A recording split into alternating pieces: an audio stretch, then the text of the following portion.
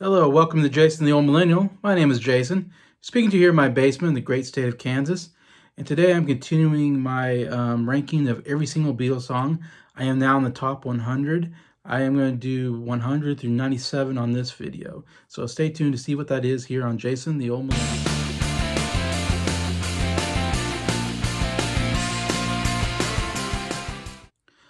Hello, hope everybody's doing good here on the Sunday evening. Again, I'm recording this on a Sunday night. Got done with church and everything, evening church. I thought I would do a video before I'd go to bed and all that. I wanted to do a live stream. I was thinking about doing it today, but I postponed it. I was hoping maybe do it tomorrow, early afternoon. So my friends in the UK, if they're around, they could also view it. So we'll see. But yeah, that's kind of my plans right now. But yeah, so let's get to ranking every single Beatles song. Started with 213, down to 100 now. We got 100 left here.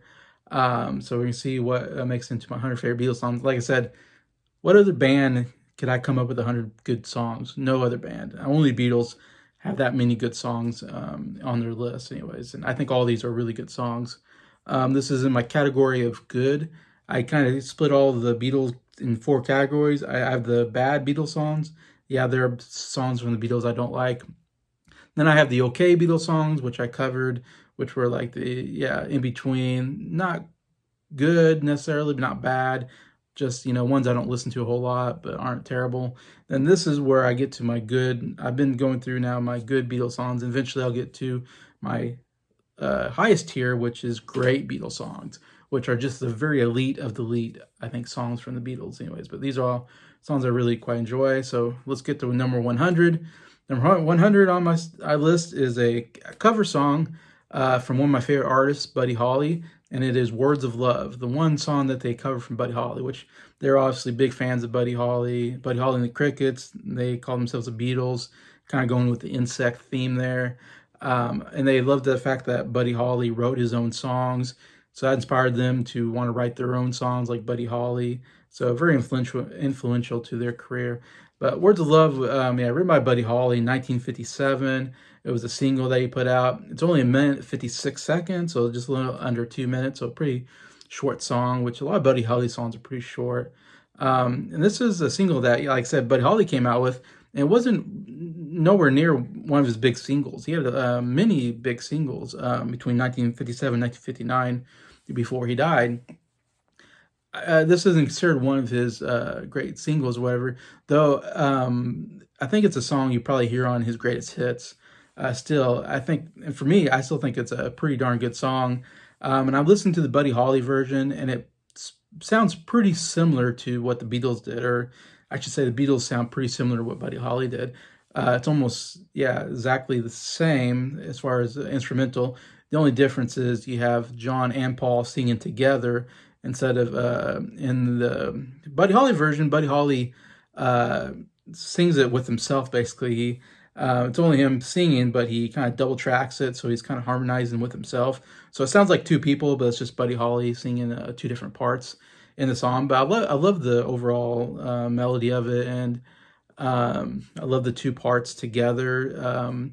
I'd probably say I like the Beatles version a little bit better just because it's John and Paul singing together, and it's hard to beat John and Paul when they're singing together. They sound so great, harmonizing. And it's a really nice sounding song, very almost laid back. Like I said, great harmonies together. I would say it's maybe the underrated song. I don't know how many people have it this high in their top 100, but of course, being a big Buddy Holly fan and stuff like that, it's definitely one of my favorite cover songs that the Beatles did. Definitely a top 10 cover song, maybe top 5 that they ever did, in my opinion. This came on the Beatles for Sale album in the UK. In the US, it was on Beatles 6. Of course, that was like the last album, the Beatles for Sale, that had 6 cover songs and 8 originals before they started just doing basically all original songs. So this was definitely a song that they performed quite a bit in the clubs. They knew it very well. In fact, they were performing this song, Words of Love, between 1958 and 1962 before they, of course, got on with EMI and George Martin. and started their career with that company and started putting records out. So this was definitely one that they probably played in Hamburg, I'm guessing, because they played a bunch of songs in Hamburg because they had to stay up there for hours and hours, um, and stuff they did in the club. So they know the song pretty well. And of course, the big Buddy Holly fans themselves, so it makes sense that they would be singing Buddy Holly. Interesting that they picked Words of Love. Of course, there's so many other bigger hits for Buddy Holly, but I like the fact that the Beatles picked this song, which was a mild hit for him, I would say, or not much of a hit, but still a really good song, and they sound so great on it. The only other interesting thing I think about the song, from what I've researched, is that when they did in the clubs, it was John and George did the double vocals there, which they sing the whole thing together, just kind of in harmony.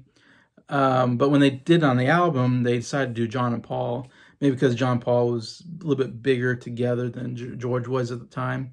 But they do it together, and it only took 2 takes, which tells you that they knew the song pretty well. It only took them 2 takes anyway. So yeah, number 100 on my list is Words of Love.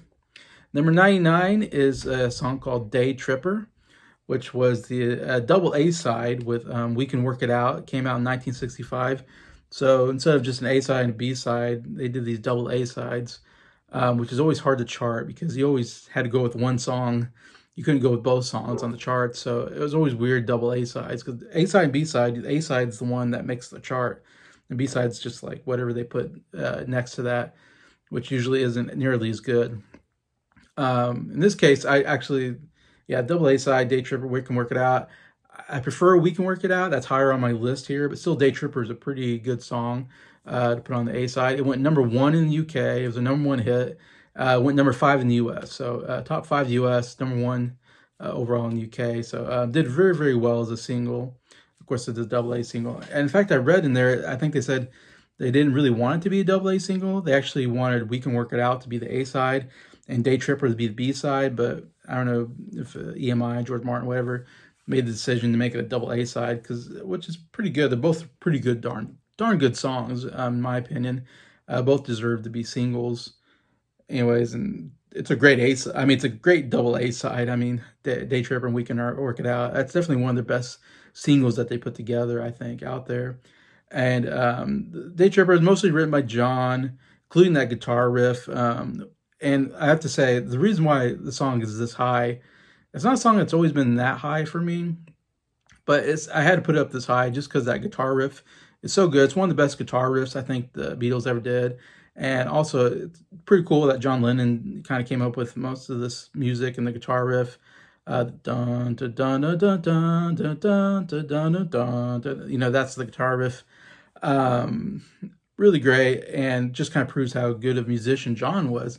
As George was the lead guitar player and John was the rhythm, but John would come out with these guitar solos and guitar riffs every once in a while, and kind of prove that he's also a very good guitar player overall. And of course, the whole thing about Day Tripper is the talk is that it's about drugs. It seems like every other song is rumored to be about drugs, and everybody's like, "Oh, that's a drug song. That's a that was pretty popular probably in the '60s, or because he couldn't talk about drugs or it wouldn't come out on the radio, wouldn't play it. It'd be banned." So Day Tripper, from what I read, I mean, they were taking drugs at this time, and so there's kind of a double meaning. Tripper could be like you're tripping out on drugs, and tripper could mean you're going on a trip. You're going on a day trip. Day tripper means you're going on a day trip. And John, from what I read, basically says, yeah, the song's about going on a day trip, but he did like it because it has that double meaning of tripper, like going on drugs or whatever. Anyway, so I don't think, again, I'm always like, anytime I hear something's like, oh, that's a drug song, I'm always like, I don't know if it really is a drug song. It's just really popular to say every song's a drug song. Why can't the song just be about, somebody, about a person or whatever? Why can't it be more simple than just a drug song? Anyways, but I know a lot of people say it's a drug song. I don't feel like it is exactly a drug song, though. Obviously, the Beatles were kind of playing into that. 1965, they were smoking marijuana at this point, anyway. So yeah, but yeah, again, love it for that guitar riff overall, and good vocals by John. They hit some really good high notes in the song. Yeah, very enjoyable. They're at number 99, Day Tripper. All right, number 98, early song of theirs, a song called Misery. It's on to their first album, Please Please Me, in the UK. US, they were on introducing the Beatles album. Um, it's one of the, I think, early songs in the album too, as well. And it's a minute 50, so it's again another under 2 minute song. Pretty short, but I really enjoy the song. I don't know. Again, I probably have this higher than most people, but I really like Please Please Me. I think it's a great album. It has a lot of really early, really catchy, good melody songs with good harmonies, and this is definitely one of those. I think they harmonize really well in the song. John mostly sings it, pretty much. I love everything from like the little dun dun dun dun dun dun, dun that little piano thing in there, and overall just a really good melody. What's interesting about the song is they actually wrote the song for Helen Shapiro, who was a young British singer at the time, who was, I think, also managed by Brian Epstein. And so they wrote the song to give to her. They thought she would be a good uh, person to write for, and she was kind of becoming big at that time, I guess, as a pop singer. Um, there's different reports. From what I can understand, they say that she turned it down, that she didn't like because it's kind of a negative song, being in misery, and like it's all about, kind of being dumped or whatever, and she's treating me bad, I'm in misery, that kind of thing. But I don't know, but Helen Shapiro, I think, says that she didn't turn it down, like that it never got to her. But then other reports said she did turn it down. I don't know. I'm kind of believing from what I'm hearing that she didn't want the song or whatever. She didn't think it was a good song for her, to put on her album, whatever. So another musician that was nearby named Kenny Lynch, who I don't know, he reported that he overheard that Helen Shapiro turned the song down, and he was making an album, and he said to John and Paul, like, hey, I'm making an album, can I use that song for my album? Like, I would love to use that. So he uses this song written by Lennon McCartney, Misery, and records it for his own album at the time. So pretty good for him. Like I said, I haven't really heard of him, but I mean, that's pretty nice, picking up a Lennon McCartney song off somebody else who didn't want it. But I thought that was kind of interesting. But yeah, overall, just a really nice, catchy song, great harmonies, short, to the point. I really like it. Number 98, Misery. The last song I'm going to talk about here, number 97, another single. It's a B-side, actually, called P.S. I Love You, written mostly and sung by Paul. This was a B-side to Love Me Do, which is the first single that they ever came out with in 1962. That went number 19 on the charts. First big hit of theirs, then first single they put out. So pretty good B-side to an A-side. In fact, I would say I prefer P.S. I Love You to Love Me Do. For me personally, I think it has a little more going on with it. I think better vocals by Paul. I think the harmonies are really good. I love that as he's singing, John comes in, like, not every other word, but every couple words, like something bump together. They both sing bump a bump forever. They both sing that. So he only comes in on certain words and harmonizes, and I love that effect that they use there. And overall, I love Paul's vocals on here. He kind of goes out, bump, bump, bump, a bump. Oh, he does these, dun, dun, dun, you want me to. Like, I love when he comes in with those notes and stuff like that. And be in love with you. I mean, just a really great, beautiful melody. Paul just knocks it out of the park. Again, I love these early catchy songs that they wrote in harmonies, and that's what makes the Beatles the Beatles, is these great catchy rock tunes with the great harmonies, great melodies. Yeah, I think, again, underrated song. I don't think most people put it up that high. I personally is one of my favorite of their early stuff. It was written in 1961, so it was one of the first songs they really kind of wrote. And according to Mark Lewison's Tune In with the Beatles, that first book that he wrote, basically he said, like, they came to George, when they first got signed by George Martin and EMI, that they said, okay, they wanted one of their songs to be the single. And so they came and said, okay, give me your best songs. And they had like 5 songs at the time that they thought were, could be singles. And they came with these 5 songs. And George Martin basically said like most of these songs aren't really that good for to be a single, but said "Love Me Do" was like the best out of them. So that's why "Love Me Do" became like their first single, because George, like, out of all of them, he thought this was the most ready maybe to be a single. And so "Let Me Do," or I mean, sorry, "Let Me Do." "P.S. I Love You" obviously was one of those early first 5 songs or so that they put forward to George Martin to consider to be a single that hopefully they can make a big hit out of. Anyway, so he must have really liked "Let Me Do." He said "Let Me Do" we think could work into an A side, and he must have thought "P.S. I Love You" was good enough to be a B side to that. Again, pretty good A side B side, I would say. Very good first song for them, of course, and then they would just hit a bunch of number one hits after that. It's interesting to note that it's "P.S. I Love You," of course, "P.S." meaning postscript.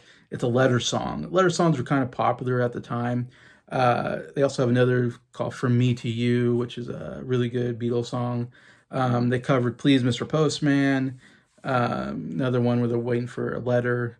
Elvis had a big hit called "Return to Sender," returning the letter back to the person who sent it. And then there's another song called "Sealed with a Kiss," just to name some. There's probably more, but those are all big songs that had to do with mailing letters or waiting for letters. So I think Paul writing the songs probably playing off that there was popular, writing letters and writing love letters, stuff like that. So that's why it worked so well, I think.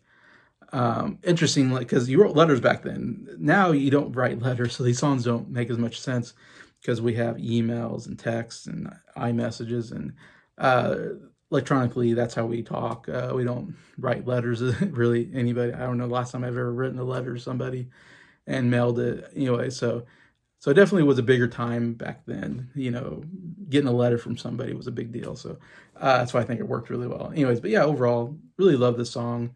At number 97, "P.S. I Love You." So those are my 4 songs for this video. We'll go on from there, top 96. So please comment. What do you think about these songs? Are they too high? Are they too low? What song's your favorite? What do you think about them? Anyways, yeah, comment. Love to hear them. See what you think. And just thank you to everybody who's watching the video. Thank you to anybody who likes the video. I really appreciate it. Thank you to the subscribers for supporting the channel. I really, really, really appreciate all of you, and I hope you have